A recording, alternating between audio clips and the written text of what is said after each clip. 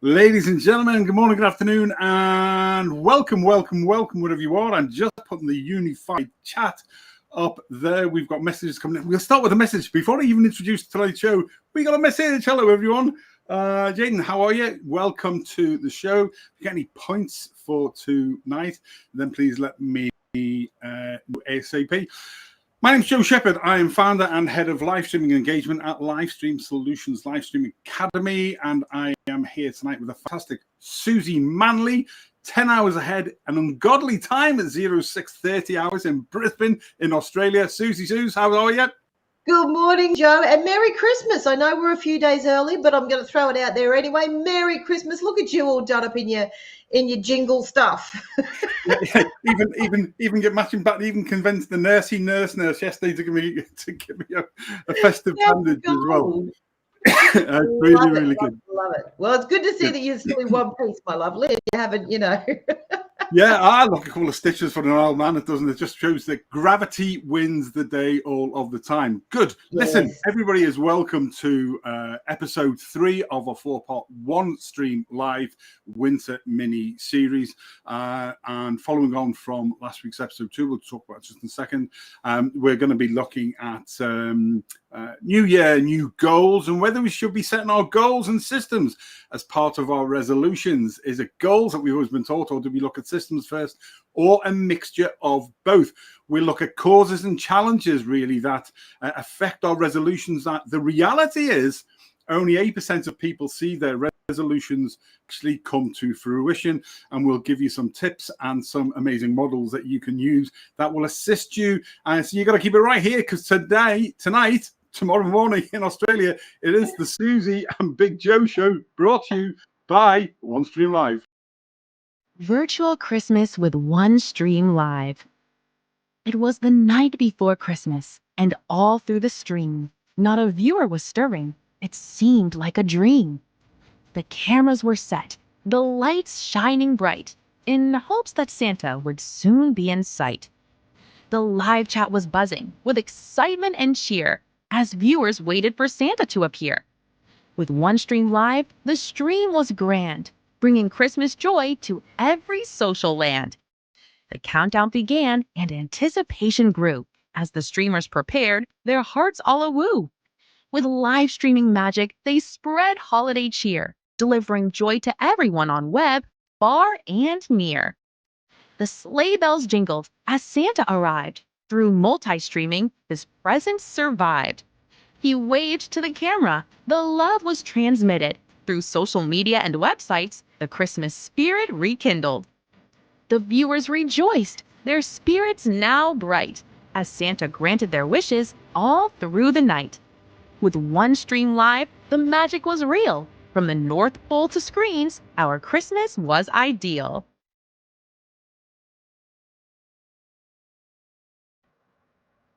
There we go. Everything's very, very festive tonight. And I'm going to stick this up first of all, because I promised, and not only Suze, but I promised a couple of my lady friends that we would absolutely promote this. This is the difference between One Stream Live and organically going live. Any excuse, I've been told, to put Jason Momoa up. That has also obviously been used as the front, the Jason Momoa on the left-hand side, the front of the Christmas tree. Your man on the right, I don't know who he is, but he gets the right sleeve every year. It's the back of the Christmas tree. So there you go. You can't say that I haven't brought you Christmas cheer, Susie Suze. I tell you what, that just makes you feel very festive whenever you see Jason Momoa without a shirt on. That just means Christmas to me, Joe. And Easter and Valentine's Day. Oh, look. I can't. I've been really looking forward to this. And I've been looking forward to tonight's show because last week, episode 2, we looked at how holiday sales hacks and hacks generally for saving money. We went through a whole load of those. If you didn't get to see it last week, it is very, very useful. Go to One Stream Live on YouTube. Do us a favor, subscribe while you're there. Get all of the latest tips from the team, myself, and all the rest of the content creators at One Stream Live on YouTube.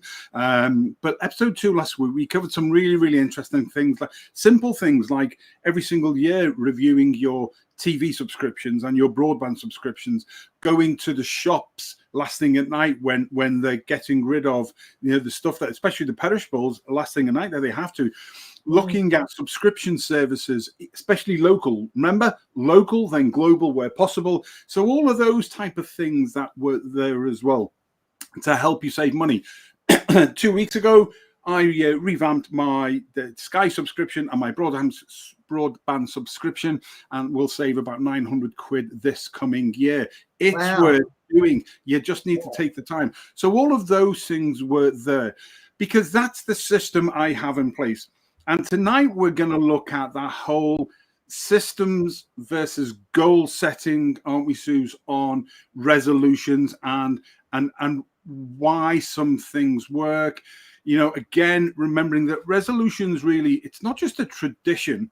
It is the sum, but 8% Suze, that's not a hugely successful amount, is it, for people to be succeeding each year?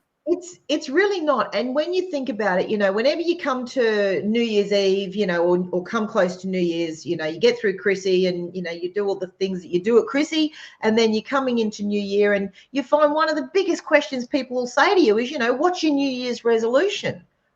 And I remember years ago there was that joke about I was going to, what I'm going to do is I'm going to set up a gym that people can join. And I'll call it a gym for the first 2 weeks of the year. And then after that, I'll change the name to bar. because people only do it for a little period of time. And then they go to the dark side.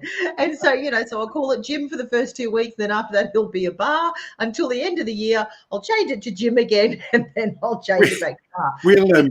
Because people don't stick to their New Year's resolutions. And we've all done it.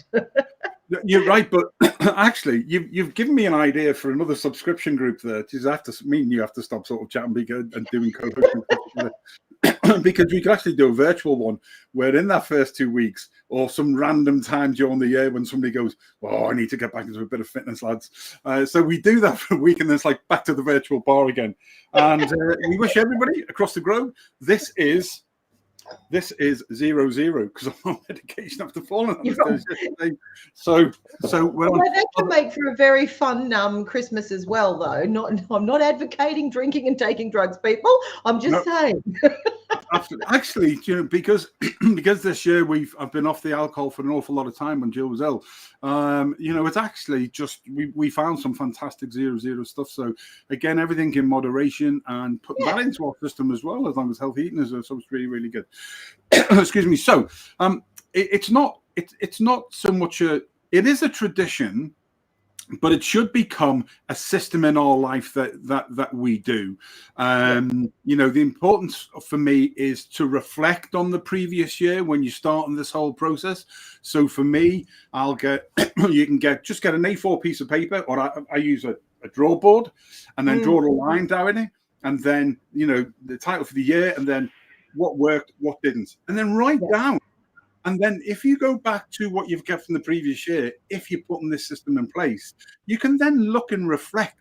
And then you've got, well, actually, what are those key areas that I want to work on in my life?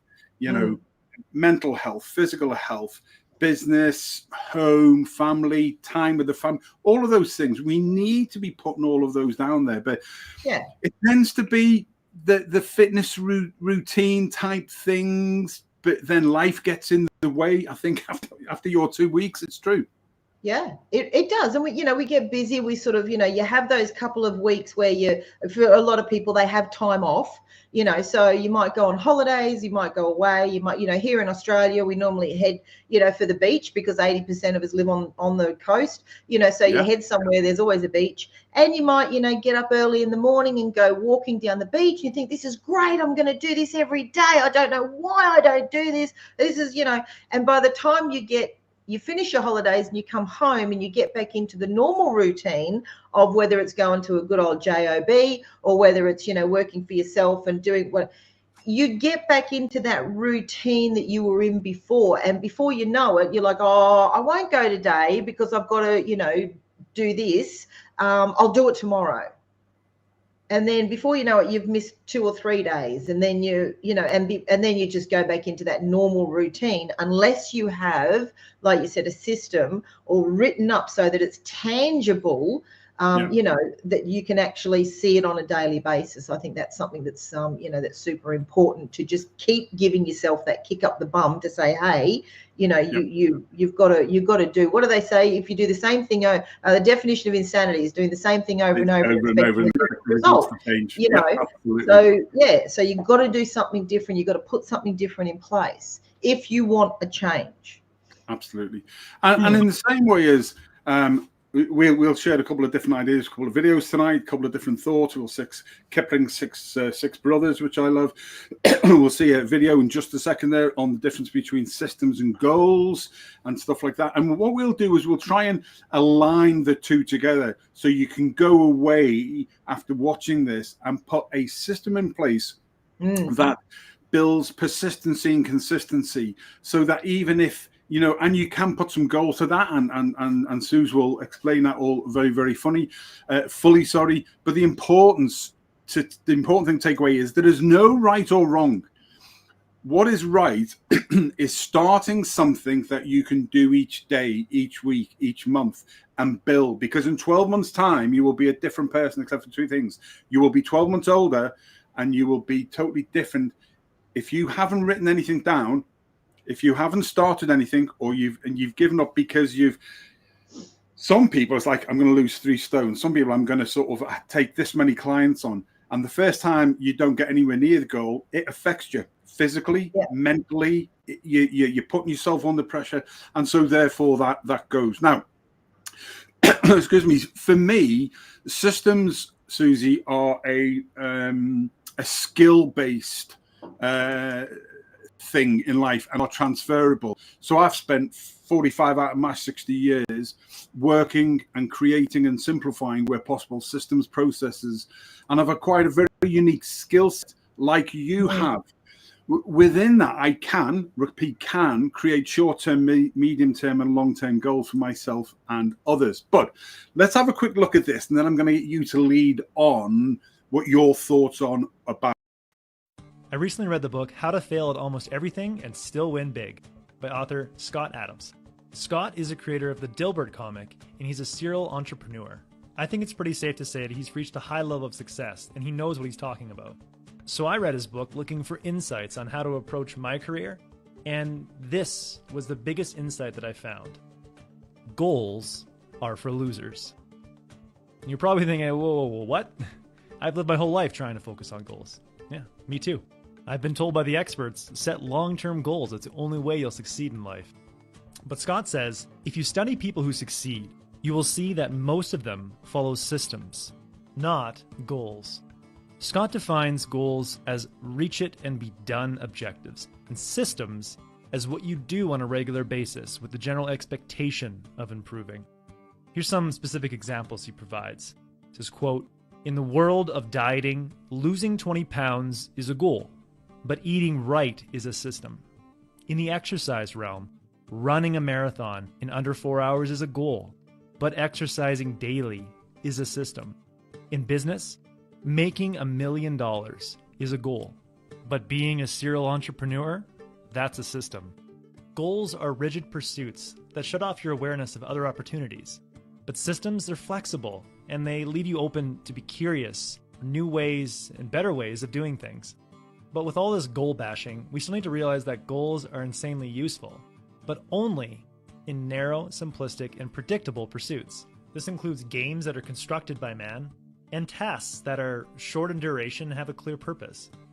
But goals are terrible for long endeavors like personal health and career success. This is because changes happen so fast in today's world.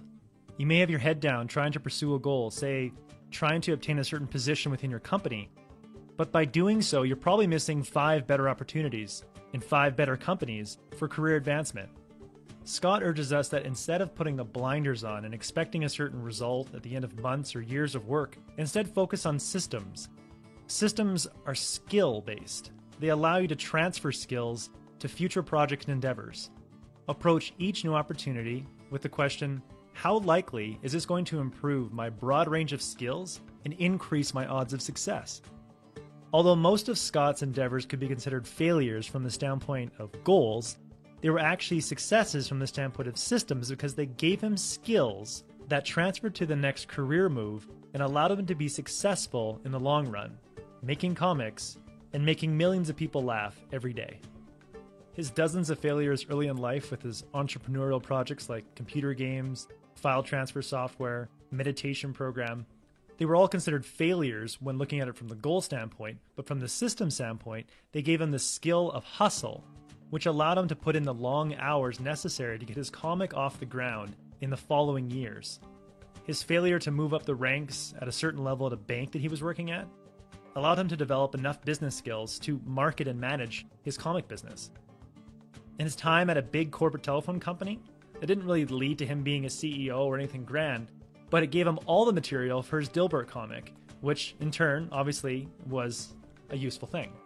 Ultimately, systems lead to success, because success is luck multiplied by the skills you obtain. For example, there are many kids today that have probably much better programming skills than Bill Gates had, but Bill Gates happened to be born at a certain time in history and have access to computers when other people didn't. That's just plain lucky. And because of that luck, he made billions and billions of dollars. But having certain skills allowed him to capitalize on the opportunity that was presented to him. When you focus on systems, you accelerate skill development and you leave yourself open to notice opportunities, to pivot, and make yourself more likely to be successful. The openness of systems increases the odds of luck finding you and success coming your way. That was the core message that most resonated with me from Scott's book. But I highly recommend getting his book and seeing what experience of his can most help you advance your career. He has many nuggets of wisdom nestled in this book. If you would like a one-page PDF summary of the insights that I gathered from Scott's book, just click the link. Interesting stuff, Suze. Wow, that's even when I've not seen that video before, and even when I was watching it, I'm thinking to myself, oh, I want to go back and watch this again, because I think there's so many good points there, because it is sort of a bit of an affront at first. It's like, goals are for losers, and it's like, well, hang on a minute, for years we've been taught you have to set a goal, and what is it, what do they say, a goal or a plan without a goal without a plan is just a dream. Yep. Right. And I think it was Antoine, I've got to remember how to say his name, Antoine it's French, so please excuse if there's any French people watching. Antoine de Saint-Ex, he wrote Le Petit Prince, The Little Prince, the book, the little novella. Okay. But he was the one that actually said it, and it was true. We were always taught that a goal without a plan is just a dream, or is just a wish, or there's a few different versions of it. So you had to set the goal, set the date that you were going to reach the goal, and this, and then we're taught that as we go on, especially as business people. In any marketing or any sales training or any business building training that we do, we're told, you've got to set your goals, And then this guy turns around and goes, goals are for losers. And you go, hey, hang on a minute. What the hell are you talking about? But I love how he went in and explained, the difference between the goal and the system. And I think that is so important. You still got to have your goals, but you have to have something that you can do consistently to make sure that you will eventually reach that. But I think you also have to be flexible in sometimes that path will change. I know it has for me, and I'm sure it has for you, Joe, over the years that you've been in business, and you think, well, you know what, this is what I envisage for my business. This is what I'm going to do. This is what my goal is, right? And you go along, and as I like to say, the pool hit the mistral, and and things will go awry, and you have to be flexible. Yeah. You have to go, okay, well, that's changed a little bit now, so I have to change what I'm doing. And I love what he said about the luck plus skills. Funnily enough, because Troy, my other half, we were talking about it the other day, and we have a mate of ours who's very successful. He was a footy player, and there was one moment in his footy career that changed his career. And if that moment hadn't have happened, and he said it, people would never have remembered him. He would have just been another one of the many that, you know, he played for Australia, he played for Queensland, he did all that stuff. But he would have just been one of the guys that, you know, played in the 90s. Whereas because of this one thing that happened, just a random thing that happened at a particular time, he's remembered. Luck plus the skill that he had, because he's a very smart guy, he capitalized on that and he ran with it, and it's given him a completely different life to what he would have had before. And now he's, you know, he commentates and he's got his own, you know, restaurant. So his life is very, very different to what it would have been, because he's taken his skills, which he would have always been successful, but that little bit of luck has made his success so much more. And so I really loved what he said about that, you know, luck plus skill, but you have to have your eyes open to see when the luck falls in front of you and to grab that opportunity and run with it. That's a brilliant analogy, and I think that I was just checking there, and because you reminded me of that your goals in concrete and your plans are in sand. That's what was thought when I was young, you know, and when you're planning stuff, especially when we were in the military. But again, I was trying to remember all that all day today, with different things going on, and I never went back to just check what it was. So thank you for reminding me, because it is really, really important. So, but I think now that two things. I'm going to come back to your man in a minute on the look and the skill thing. But the my brain's in overdrive tonight now. So many things going on to it. The acquired skill set that you get over the years, I think we'll do the look first. Labouring under correct knowledge was the whole thing for luck. So, and that labouring under the correct knowledge means that you have learned that. Most people have a natural giving skill set. Some don't. Like, I don't have a natural skill set in many things. So I've had to work twice as hard, I think it's fair to say, as most people to get that. And those two things, you're right, that come together allow you then to be able to develop it. So my acquired skill set has been developed around my love of lifelong learning. It's like you can, it's like I said at the very beginning of the show, there's no right or wrong in this for me. There'll be people who will look at a business model. You know, you can take Kinsey's 7S, or you can take this, or you can take that, and it's like whatever fits. Some people in organizations, we both know them in our lives, try to fit an organization into a model. Yeah. And it doesn't work. You need to look at what the individual, the business, the organization does, and actually sometimes pick a mix of models that suit the environment to bring it together rather than being prescriptive. So all of that, plus the look, all of those things, and you're right. You know, it's a very thin line for some people when luck knocks on the door of the opportunity. Sometimes we want luck to happen, we want success to happen. We're putting those things in place, but it's still a thin line. Yeah. So this comes back down to this system again. So now for me, the whole goals in concrete and plans in sand are now systems in concrete and goals in sand. That's going to lead us on to why does Pennsylvania Scranton University 8% of people on their study did continued their resolutions. That's a pretty poor amount, really. It really is. What would you say that yours are over a year, an average, from resolutions, goals, whatever you want to call them? It's funny, you know, because for me, quite a few years ago, I actually stopped setting New Year's resolutions. I just refused to do it because I have the attention span of a nit. I get bored so quickly. And so for me, I'd go, you know what? I'm going to do this, and I'm going to do this, and this is going to be my resolution. And I'm going to, you know, and you start with this great big flurry of activity and all these things that you put in place. And by the third day, I'd be like, oh, squirrel. And then, you know, the squirrel will be chasing a unicorn. Oh, look, squirrel chasing a unicorn. I'd be off, you know. And my resolutions and all the work I'd put in those first couple of days had gone straight out the window.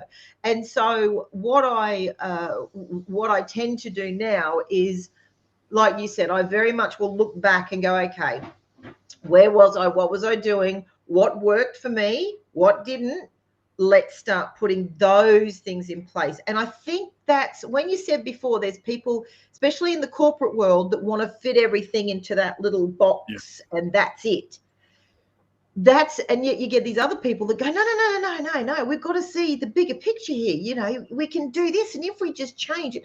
And I think that's a difference between a corporate mindset and an entrepreneurial mindset. Yes.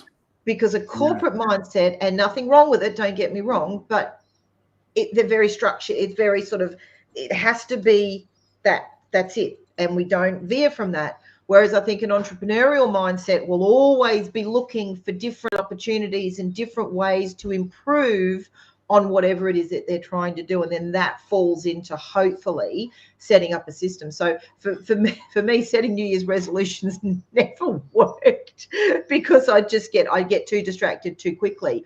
I have to have something that becomes a habit for me that I'm doing on that regular basis. And, you know, and habits take time and they take, again, your consistency. You know, some people say it's 44 days to, you know, make or break a habit. And it's actually between 18 to something like 254 days, depending on the person. So, you know, there's a fairly wide scope there.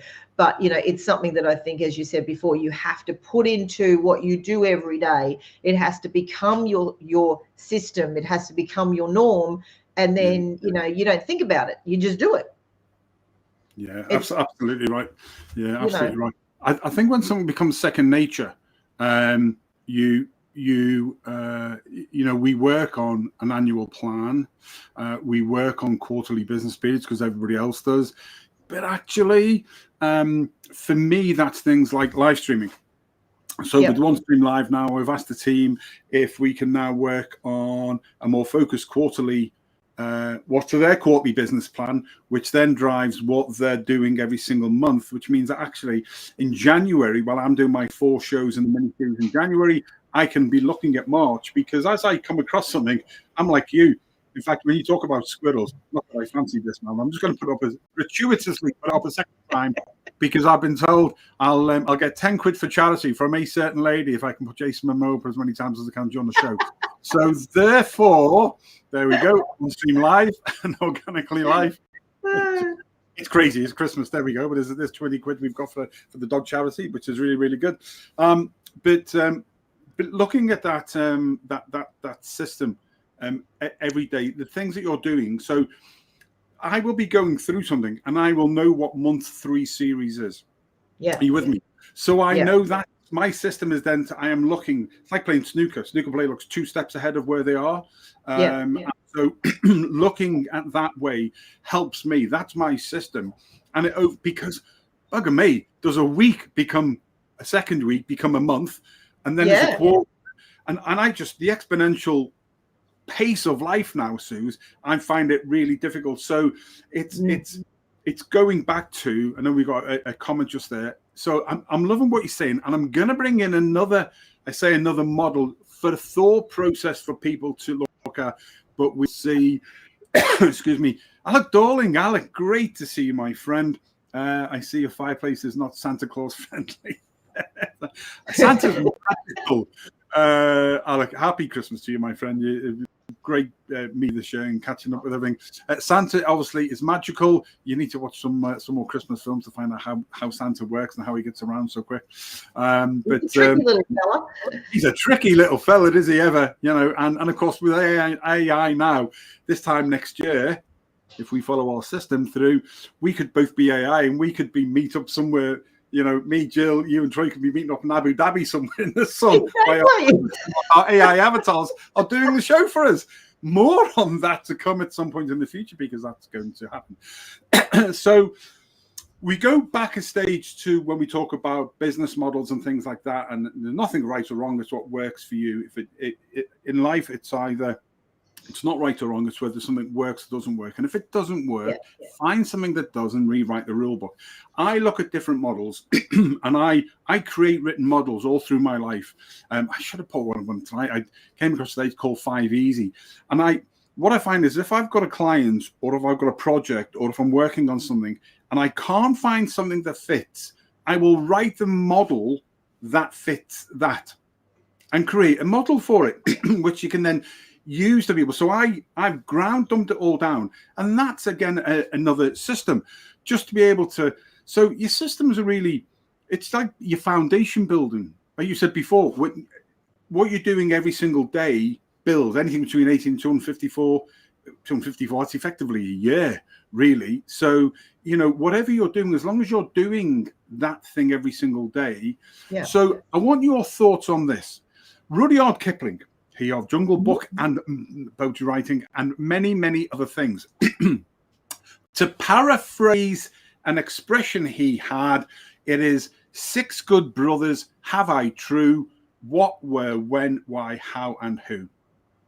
6 good brothers have I true, what, where, when, why, how, and who. Now, for me, you can have all the great business models in the world. It's a bit like doing information management and building your drives.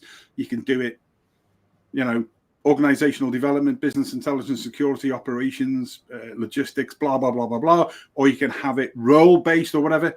It's whatever fits the individual, the organization. If you ask 5Ws to anything you're doing, so when you list down, you've done your reflection, right? What do I want to focus on? Business, physical, mental health, friendships, making money, this, that, holidays, whatever I want to do. If you ask 5Ws to all of those, you will always get to a natural conclusion. And it is so simple to do, and you don't have to make anything fit. Thoughts? Yes, I love it. I love it. See, it's, as you said, you know, at the moment we're going through such a growth period as far as technology. You know, we've got AI, we've got all these things that, you know, are supposedly starting to think for us, do a lot of stuff for us. But I love going back to old school stuff, and I call this old school stuff because people come up with all these newfangled things and you know, because they want to sell courses and they want to sell books and they want to, you know, and I've got the latest thing and this is going to change your life and this is, you know, and you sort of call a little bit of BS on a lot of it in the fact that it all comes back to the basics. And if you do those basics and get them right, then that's what you can go back and revisit them. They're not too what's the word? They're not too you know, full on. Like they're not too difficult. They're not too complicated. They're very, very simple. And I love that 6-step with that Rudyard Kipling wrote, because that is old school. It didn't matter what you were doing, whether you're in sales, whether you're in marketing, whether you're in, it doesn't matter what your niche is, what your business is, you can still go back to that and develop what you need for your business to grow or to go to the next step or to lead you to the next whatever it is. And I love it because it's a bit like the old, you know, you've heard of it, Joe, the, you know, the road to the sale. You know, back in 1904, when I learned how to sell, you know, you were taught the road to the sale, and it was, you know, hammered into you that you had to know that back to front. And it became second nature. It just became, you know, like driving a car. You didn't even think about it. Someone came up with an objection, you overcame it. You know, you asked those closing questions at the right time. You know, you led the client through whatever that, you know, that road to the sale was. And they've come up with lots of other systems that they call all these other names, but when they break it down, it still goes back to the basics of that. And so I really love those six questions: is the how, what, why, where, when, and what. Which one did I miss? How, what, why, when, and who. Brothers have I true? What, where, when, why, how, and who. And who, right? And you can put this into so many different aspects of learning, of setting systems, of getting direction for your business, of mindset. There's so many ways that you can use those 6 questions, even something as simple as research, market research, you know, asking those questions. So I think that it's brilliant, and I love that it's very simple. It's very simple. It's old school. And if you go back to, you know, to utilizing that in your business when you want to take a next step, grow a new system, try something new, I think it's absolutely brilliant. Love it. And that's all we want to do tonight with a couple of videos. So, you know, to check people's thoughts, and we always, me and you, we always like to get people to think in new ways, you know, or to question themselves, because we question ourselves regularly. So you know, the systems versus goals video, the 18 minutes, 100 hours, you know, 18 minutes a day, 100 hours, you'd be better than 95% of the people. Kipling's, they're just 3 good, simple things that we can ask people to go away and think about them. Think about what you're doing in a slightly different way. So once we've identified what it is we want to do, putting our, if you like, systems in concrete and our goals in sand, because the sand moves, the goals too. So that for me is my new thing for 2025 when I'm talking to people. You know, it is systems in concrete and goals in sand. Why? Because the sand shifts and move, and so you too as well. Before we go on to motivational tips, strategies, and causes and challenges, the 2 things out of those 6, by the way, you covered one before, which was the critical one. Which one is it? What's the most critical? What, where, when, why, how, and who? I'd say why. Exactly. Yeah. I want you just to go over that again for people, because it is so critical that if you can't close your eyes, if you don't have a why, it ain't ever going to happen for me. But tell people again, because you put it across brilliantly. It is. And, you know, look, unfortunately, a lot of these things sometimes become a little bit what I call, you know, woo-woo fluffy bunny. People try and put a bit of a, you know, woo-woo fluffy bunny spin on a lot of this stuff. But just go back, you know, they go, oh, you need to know your why. You need to be in touch with your why. And that's great. But from a business perspective or from a success perspective, if you have a goal, right, or you have something in your head that you go, you know what, by the end of this year, I want to be earning $250,000 a year, or $300,000 or $1 million, or whatever the number is, right? It's just a number. Pick a number. And you might go, right, I want to earn $500,000. I want to be earning $500,000 by the end of the year. That's great. That's wonderful. How exciting for you. But why? Why do you want to earn that $500,000? What, just because it's a good number and you picked it out of the air and you went, yeah, that's a pretty good one? No. I want to be earning a certain amount of money because I want my other half, I want Troy to have choices and go, you know what? I don't want to have to work on weekends now. I don't want to have to do overtime. I don't even, you know, I want him to have the choice of going, well, you know what? I only want to work 2 or 3 days a week. Or I might say, right, well, I want to earn that much because we want to pay our house off a lot earlier. We want to, you know, buy a second property. We want to go on holidays. You have to know why you're doing what you're doing.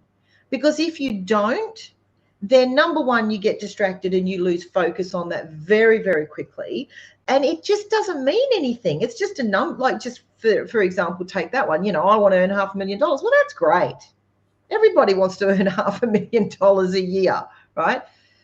But if you can nail down why you want that particular number, have it in your head.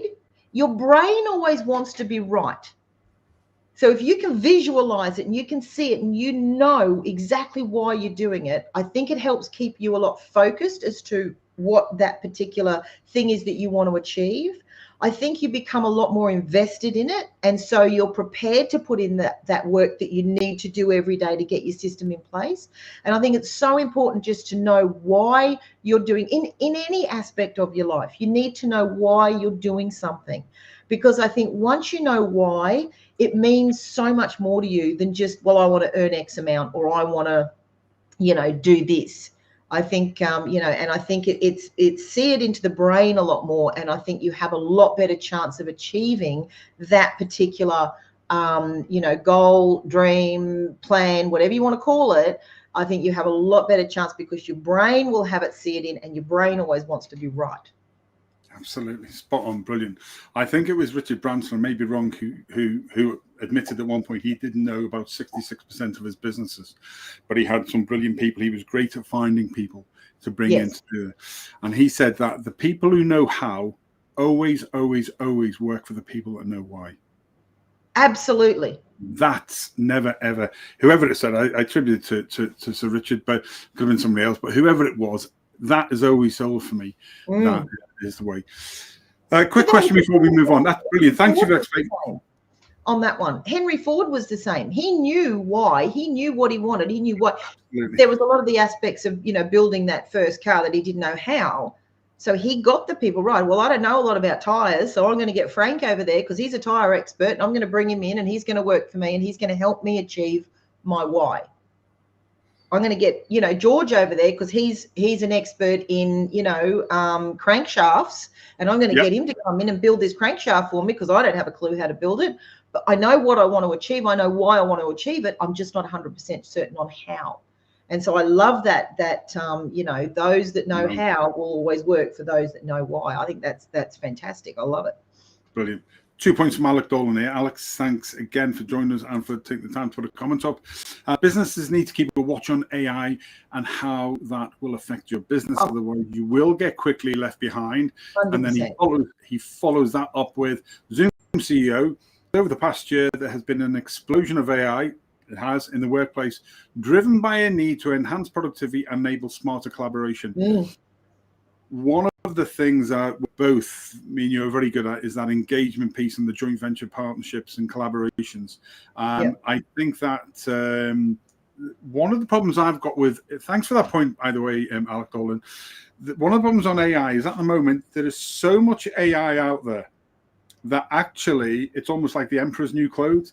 People are trying to constantly keep up with the next thing. I've made a conscious decision this year to use the things that I'm using as a time-saving model or to enhance the idea that I'm trying to do. I then still need to, you know, if I'm writing something, a blog, I still then need to put it back into a personal thing. But what AI has done when I put, so I'll write a blog article first, I'll put it into my AI system, it'll expand a bit and give me ideas that I didn't think of. It will expand a little bit more of knowledge to make it a bit more user-friendly, you know, because, you know, and stuff like that. So being able to use some of those things, but not all of them. And there could be things out there that actually are missing. That could be, but I haven't got the time to look at everything and then to find the next thing and the next thing and the next thing. And I think that's one of the things we need to be careful of. Final point before I ask you to come in on that from Alec is the integration of AI into our daily work routine has quickly become less of a novelty and rapidly more of a cultural norm. Brilliant. Yeah, that is so cool because I think what AI is going to do, it is going to take out a lot of those. I think people are going to get upset if I say this now. Mundane roles, niche roles. Excuse me, niche roles. So your HR, your legal, all of those niche individual roles, and now AI is going to allow those people who can collaborate, engage, have the vision to bring more people in, to connect better. That's, I think, where they're going to. So a generalist like me who has the vision looking 2 steps ahead of where things are going to be on who I need to work with, rather than, because I already know there is a very, very good lawyer out there who runs a legal system and she's already producing an AI set of tools that will give everything your business needs. Yes. So she's adapting in her. I'm not going to say her name because there's something I want to look at with her. She doesn't know it yet, but she's probably watching this and she will. But she's very, very clever. She's taking a step ahead because she knows as a lawyer where her niche is going to go, like HR and like all of the others. Right. It's not a bad thing for me, Sue. It's getting rid of some of those people who think they're important within it, and currently they have an important niche role. Don't get me wrong, but it's not forever. A generalist with access to AI and a vision, for me, is going to be more successful in the future. I think, it's funny because it always makes me giggle a little bit when people go, oh, AI, you know, I don't want to know about it. I want to stay very personal in my business. I want to do this. I want to do that. I'm like, okay, well, I'm sure a lot of people said that when the internet started too. Yes. You know, the internet started, they went, well, you know what? I don't want my business to be on that interwebby thing. I'm going to keep my business, you know, because my granddad started the business and my father did the business and I'm doing the business. And And they didn't go on the internet. And where are they now? Most of them aren't there anymore because they couldn't be found. If you weren't on Google or you weren't on the internet or you weren't, easily accessible, then you fell behind. And I always say to people, AI is not going to take your job. It's just not. People using AI is what's going to take your job. Yeah. And so you need to decide, am I going to stick to my morals and go, I'm not using AI, or move with what's happening in technology, because it is moving so quickly. You can't put the toothpaste back in the tube. You just can't. And AI is the future. Whether you like it or you don't, it's the future, and it's not going to go away. It's not like someone's going to flick the switch and go, oh, you know what? We're done with this AI business. We're not going to do it anymore. We'll just turn it off. That's never, ever going to happen. No, it's not, no. And so we need to learn it. We need to utilize it. We need to use it to our advantage. We need to know at least the basics of it.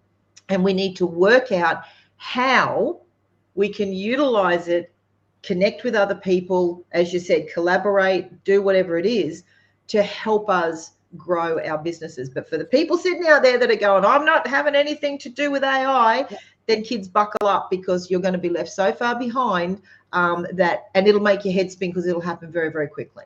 It will. And I think in this last year, I've already found people who are still struggling, small individual entrepreneurs and small to medium business who are struggling to transition from traditional marketing methods across the digital transformation, live streaming, and the digital engagement packages that we produce from that. But they will come. 2025, I think, is going to be a real push for that, because people are now starting to get the message. There's someone like me personally.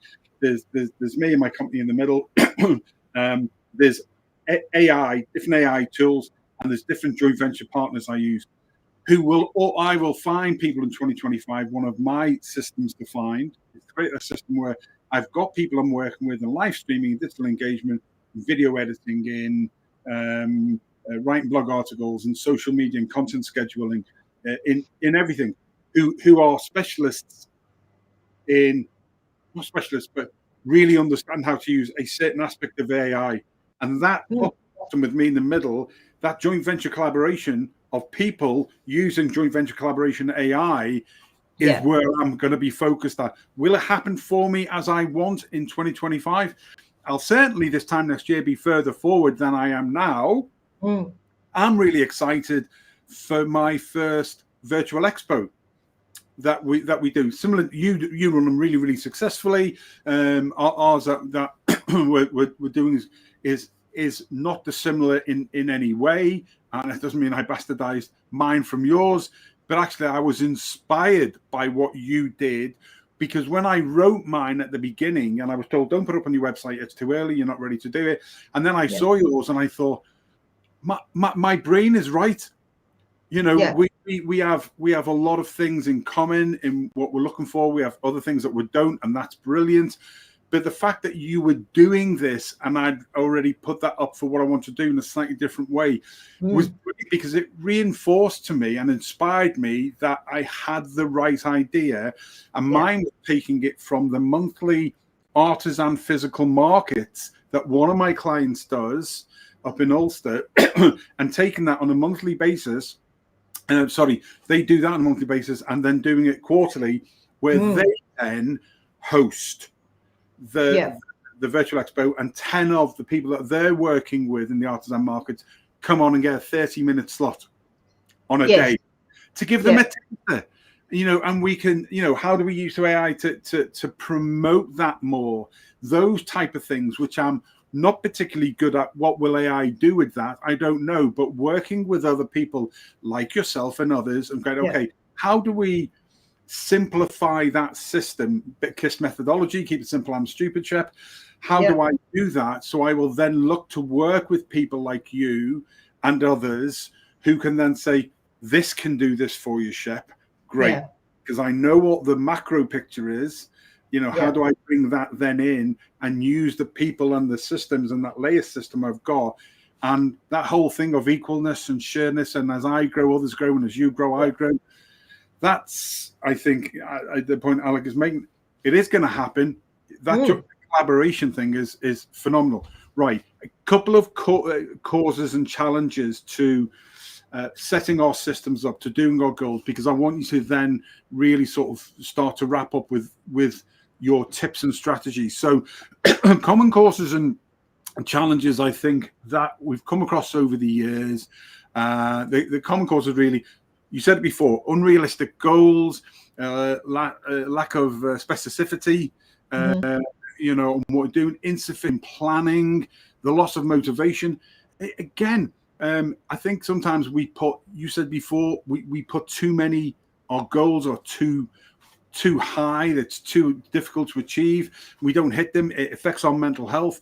If it's a physical one and we can't do it, we're pushing ourselves too much. We beat ourselves up, and it's like then we're off the scale. So we get those challenges, external stresses. What happens is when we've got our systems and our plans and everything like that, life goes on. Yeah, it does. Work, absolutely. Personal issues, it can derail your focus and your commitment to absolutely anything. Time management, excuse me, is another one. Just being able to balance the day responsibilities with anything else you've got to add in. You know, you haven't got enough time currently to do the things that we want to do, and now we want to add some more new things in. Yes, the thing that I learned before, habit formation that you talked about, it takes a while. But the next 12 months, if you start now, can be pretty damn critical. For some people, Suze, I think they lack encouragement and accountability for their friends. You know, so you're right. I think you have to sometimes go outside of your family circle, or you've got to find somebody who you can be accountable to in a good way. Fear of failure for people, plateauing out in different ways. All of these causes and challenges affect us. So give us the Susie Manley approach to, you know, top tips and strategies, and how do you as an individual, and how do you advise your clients to be able to work through all of those? I think so. I'm going to run through, you know, 5 of the ones that I find work really well for most people. But what I want to say before I sort of jump into that is this. If you're watching this and you're going, you know, but goals have always, well, what are the systems and do they work? And if you want to know how powerful systems are, look at McDonald's. Now, McDonald's is a franchise, as we all know, and that's all a franchise is.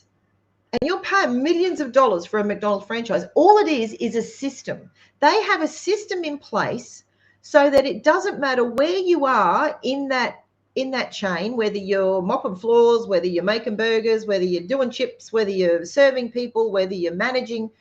It's a no-brainer for those people because they have all of their systems so perfectly put into place that they teach them the same. They do the same thing over and over every day, right? They make their Big Mac burgers exactly the same every day. They make the chips exactly the same every day.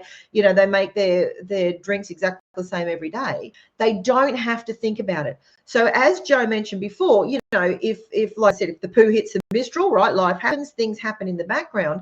If you have systems in place that you don't have to think about, something can happen in the background in your, you know, in your personal life or whatever it is. You can still make sure that those systems are happening to keep you moving forward if you have systems in place that you don't have to think about. And so you're more likely to stick to them, especially when life throws a bit of a curveball at you. So I just wanted to throw that in before I started with my top tips. And, you know, so I hope you guys have got a pen and paper and write a few of these down, and I hope they give you a few ideas.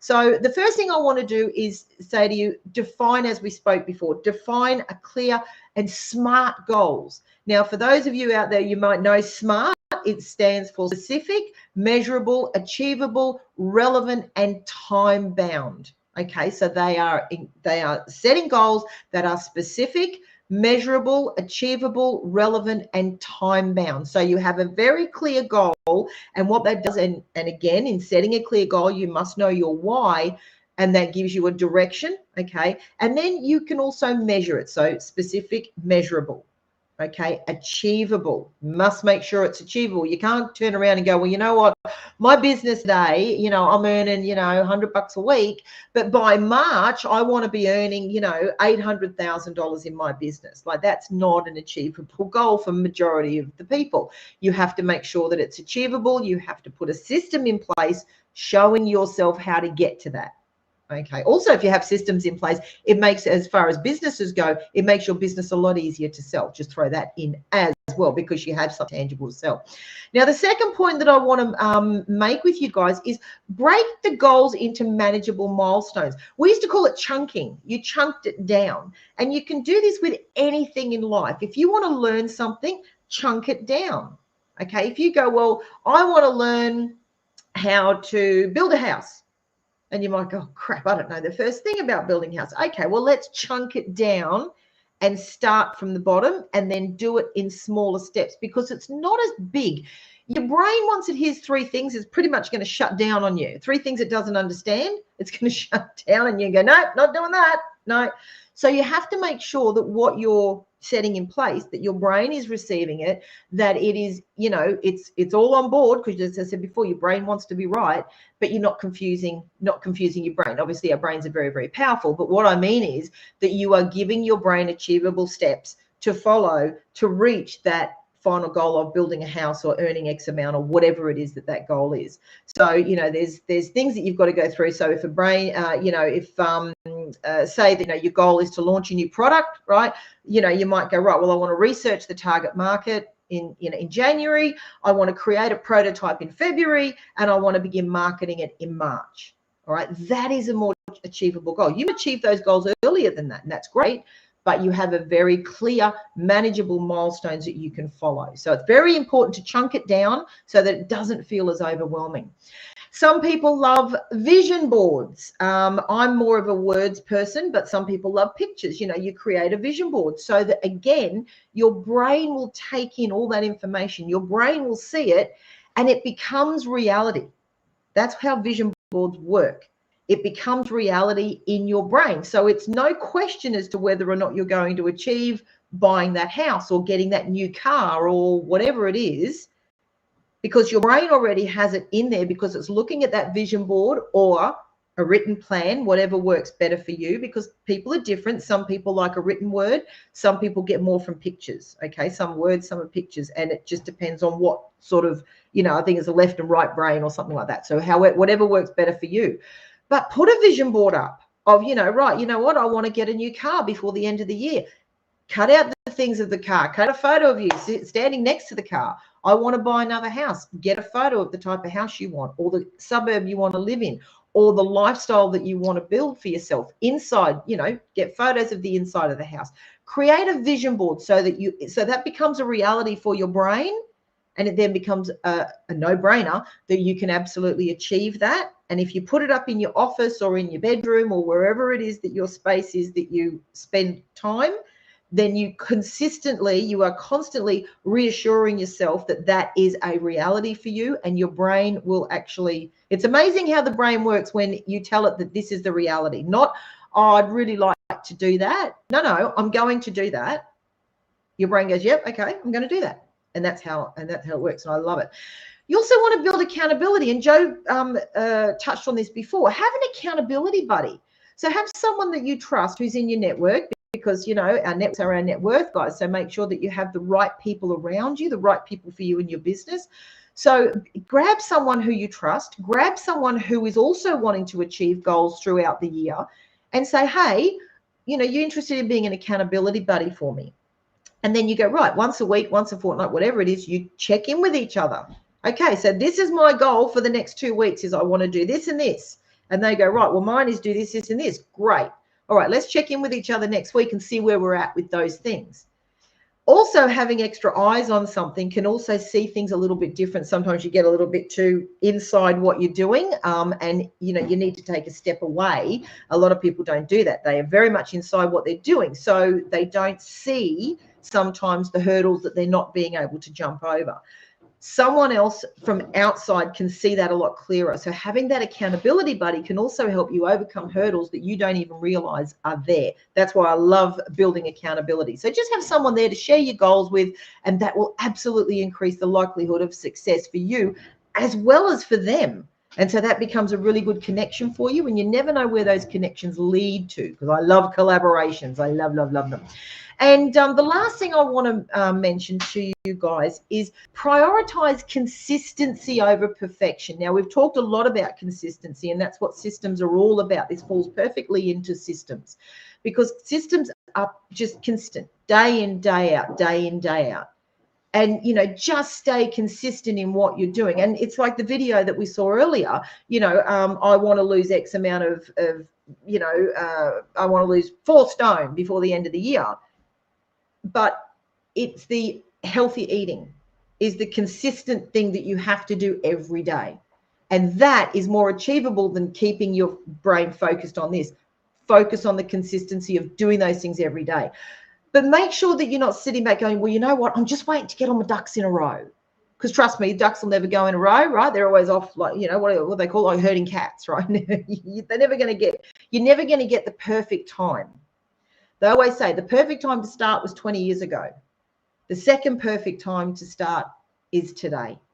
And so don't wait for that perfect time, because it just isn't going to come. Start today, be consistent, do what you've got to do every day. Work out what you have to do every day. So to lose that weight, I have to eat healthily every day. And just make that part of your daily norm. It becomes part of your everyday life. And so, you know, just make sure that you dedicate, say, right, you know what, I'm going to, you know, put aside half an hour every day to, as, you know, Joseph, you know, listen to a podcast, read a new book, you know, find a new recipe, do some meal prep, whatever your goal is, make sure that you put aside so much per day to do things, take steps to move towards those goals, you know, and it becomes a habit. And like I said, you know, between 18 to I think 250 something days to make or break a habit. It used to be around the 44-day mark. And we all know, you know, you start something, and if you sort of give it up after 2 weeks, you haven't been doing it long enough for it to become just second nature, just a habit for you. Okay, so they're the 5 things that you know, that I think will really, really help you guys achieve what you want to achieve. So define clear and smart goals, break those goals down into manageable milestones, chunk them down, create a vision board, or write everything down, as Jay said before, split it into 2, like we used to do pros and cons, right? You know, what works, what doesn't. Write it down, and that might work better for you than a vision board. But a vision board, they're absolutely brilliant. They work really well. Get yourself an accountability buddy, someone to tap you on the shoulder and go, oi, you know, you're really missing this, or you're really not doing what you said you were going to do, and so we need to give you a bit of a kick up the bum. They're always awesome. And prioritize consistency over perfection, and you will find that by following those couple of steps, your chances of success will improve greatly. So I hope they helped. Superb. Halfway through, I was going to send you a message in our private chat and say, right, I've left you on full thing, wrap up the show, we're going to get me coat off. It was great, you know, so I don't have to do anything. But again, it's just a superb set of top tips. And again, for anybody watching the things that we've covered tonight, there'll be something there for everybody. There really is. Great that Alex, because obviously Alex, very, very senior. I'm not going to go into fully what he does, but a very, very senior software engineer. In fact, incredibly high up. And he's put a couple of great things up there. Working in Agile, goals set every 2 to 4 week basis. At the end of the cycle, they have retrospectives to learn and feedbacks and improvements for the next cycle. I love that. Yeah. Yeah, absolutely. They take work on minimum viable product MVPs and build step by step from that. And interestingly, in Agile, obviously for project management things within Agile, the team, is the accountable partner, and a lot of things like that. So you know, if you're looking at within project management, Lean and Scrum, Six Sigma, and all those type of things, all quite similar but different, obviously. But it works within that industry, within that sector. Like we're saying, so great, Alec. Thanks for that, mate, because it gives another perspective of those things that do work. And And I love what Alex said there, though, Joe. He said they every couple of weeks they yeah, revise it. Because as we said before, you know, the poo will hit the mistral in life, and you need to just change direction a little bit. And so I think instead of going, well, we're just going to stick to this and that's it, that doesn't always work. It's that being flexible, like we mentioned before, being focused, being consistent, being persistent as well, but being flexible enough to go, okay, well, we'll have another look at this. We might need to change a little bit here, or just a little bit here, or, you know, just redirect a little bit.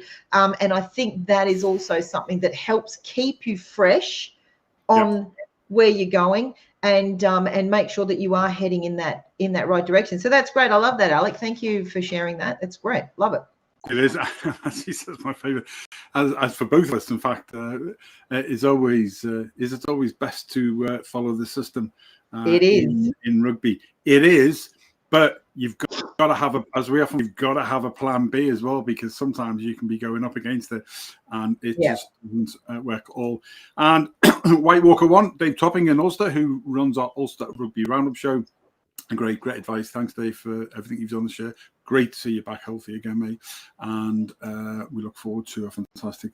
Again, Dave's one of my joint venture partners on the video side to help us do all of that. So, wrapping, because we could talk for hours, and we do, but we need to wrap up. So, getting started tips. So, let's reflect on 2024 and what you've done.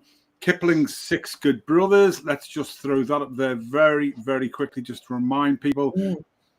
Ask this to write down a list of all of the areas in your life that you want to put a system in place that you can do daily, weekly, monthly, quarterly, yearly, and in 12 months' time, you will be a totally different person.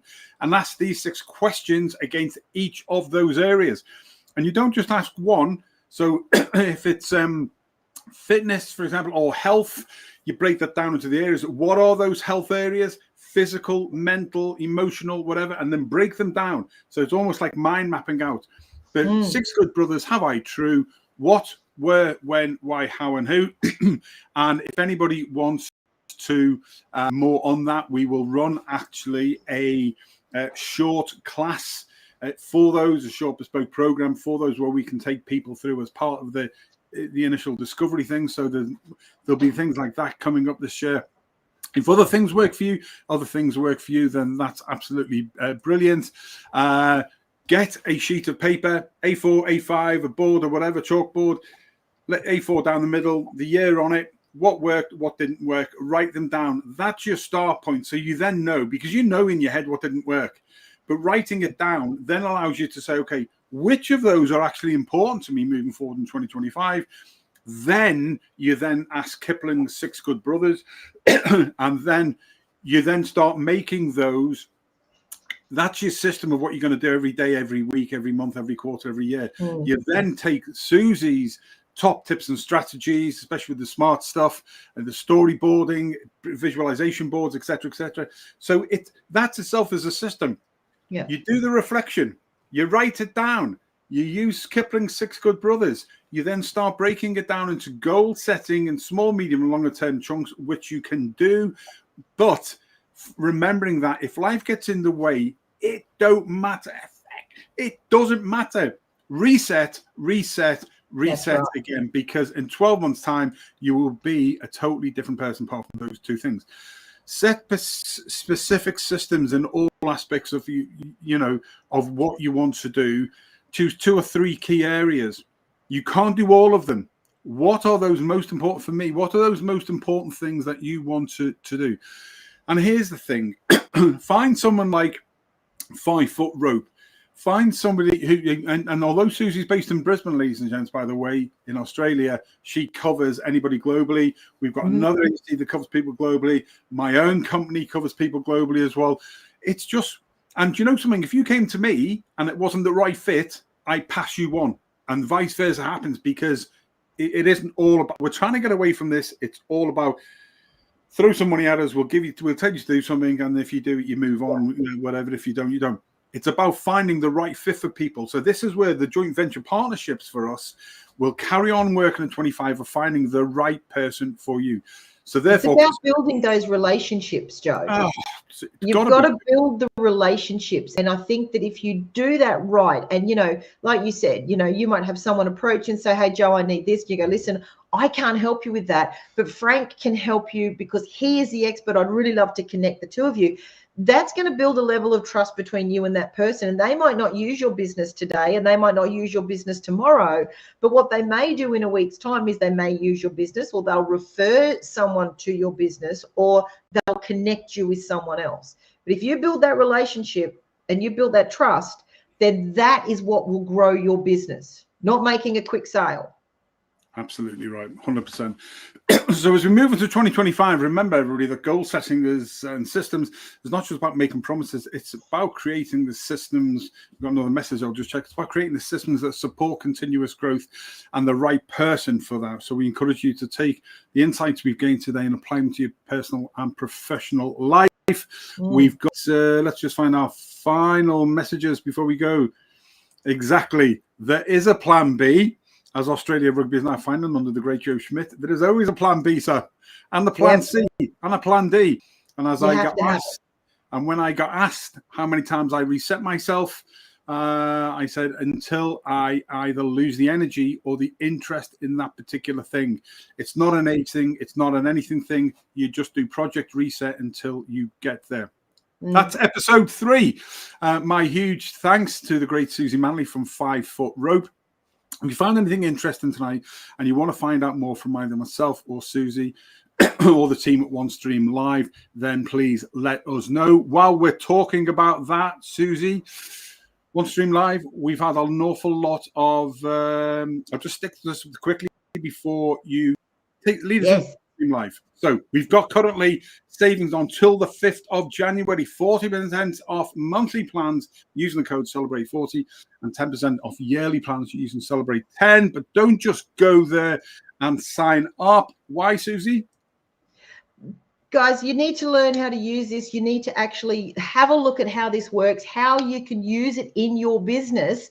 But, connect with us and we can make sure that you get those discounts. But I love live streaming. It is one of the things that because I can talk under 10 mil of wet cement. So for me, it's a no-brainer.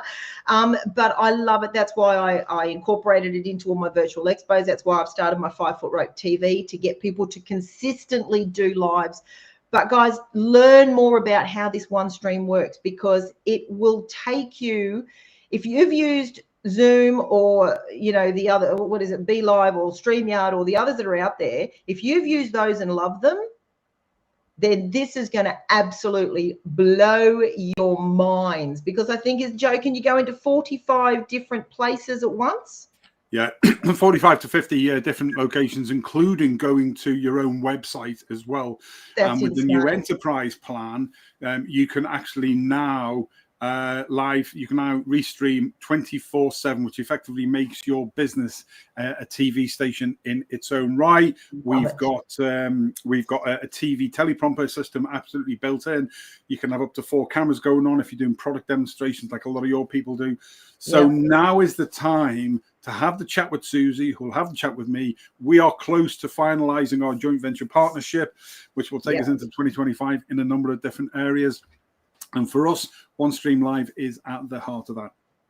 Yeah, and the support, though, guys, the support with OneStream Live is amazing. Like, not just technical support, which is fantastic, but the support on how to utilize it in your business. And that's why you get into communities like Joe's, like mine, because we will teach you the best way to use these things. And it's always great, to share ideas and share tips and tricks and things like that to help you, do the best that you can do when you're live streaming. If you're going to live stream, you may as well make it the best live stream that you can possibly do. Look, if you're live streaming and it's really crappy, don't worry about it. You're still live streaming. You're still leaps and bounds ahead of the people that aren't live streaming. But if you want to really, hone it in, get it right, work out how to do exactly a show like we've had here today, being able to show videos, being able to show, the promotional stuff, that sort of thing, as you go along, your business will just explode. And using something like OneStream, I think it's it is the best platform that I've come across. And I've been doing this for quite a while, with the live streaming, and you're always looking for something that ticks all the boxes, and I was never able to find it until I came across this one. I think it's absolutely brilliant. I love it. And if you watch the little baubles, they're actually moving. Yes, I was watching them before, and they're actually just moving. No. Very cool. I'm very easily distracted. I have to. The graphics team, the customer service team, everything about them, they are working so hard to make everything just spot on perfect. The length, and obviously being a joint venture partner with them now for the last 5 months, 6 months, nearly coming up to now, I've seen the insights, and again, we've still got another episode to go. So next Saturday, because it's Christmas, and we wish everybody a very, very happy Christmas festive period, happy Yule, whatever you are, whatever you're doing. It's the spirit of Christmas and the winter festival. Today being the longest day. The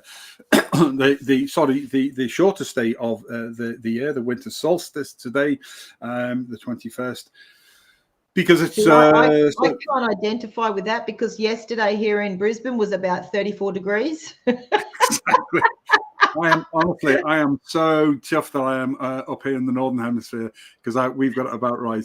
I did spend one Christmas and New Year with my brother and his wife and the family in Melbourne, and it was fantastic, Christmas and New Year. But the Christmas Day mixed between a roast dinner and a barbie was interesting, and down on the beach. So it is good. But whatever you are and whatever you're doing, please stay safe, enjoy yourselves, and remember, it is the spirit of the winter festival, the spirit of Christmas is what it's about.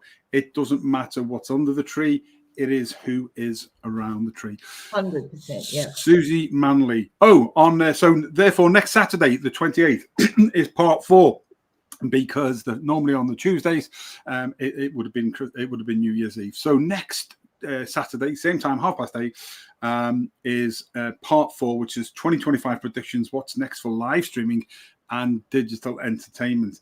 Until then, Susie Manley, my love to you. Enjoy it in the family, and enjoy your day. And we'll catch up very, very soon.